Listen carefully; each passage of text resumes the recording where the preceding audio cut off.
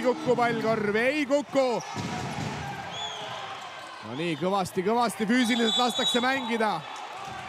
Ja mis siit lõpuks siis tuleb? No oli viga vist jah, et tuleb. Viga siis ilmselt Espen Mägi vastu. Just jah, et Pahv tegi vea ja Espen Mäel võimalik käsi valgeks saada. Mägi täna väljakul veidi üle 4 minuti. Ei, siin ei ole Peebul midagi vaielda, et siin otse meie vaateväljas oli, et oli viga küll. Ja pigem see vile oleks võinud kõlada ka varem, kui Ralf Kütis üsna jõuliselt Karmo Kilgit selle palli põrgatselt ära võttis. Kas on nüüd arutavadki ebasportliku varianti ka veel või? Et kuna oli viimase mängijaga tegemist.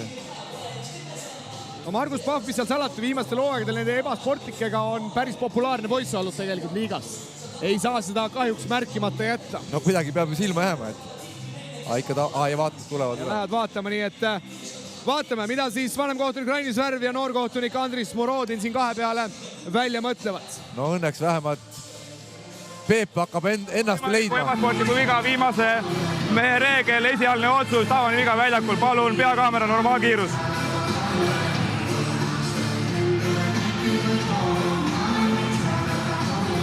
Palun pane otsa kaamera Viimsi korvi alt.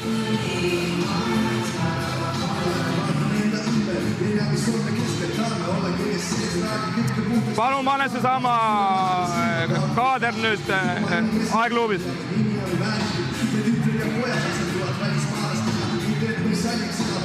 Pane uuesti normaalkiirus.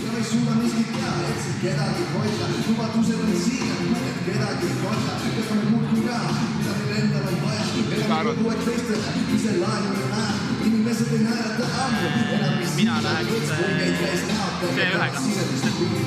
Ta jääb ikkagi lõpuks, võtab käsi varest kinni. Palun pane sama nurk, normaalkiirus.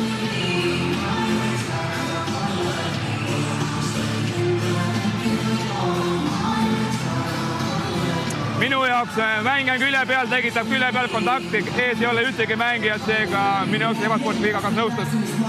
Olen nõus.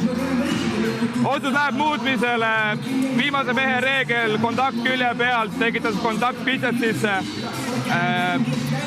Number 8, ebasportlik viga, meil on 2 pisede külje out, aitäh. Ebasportlik viga siit tuleb ja nagu ma mainisin, Margus Pahv on nende ebasportlike vigadega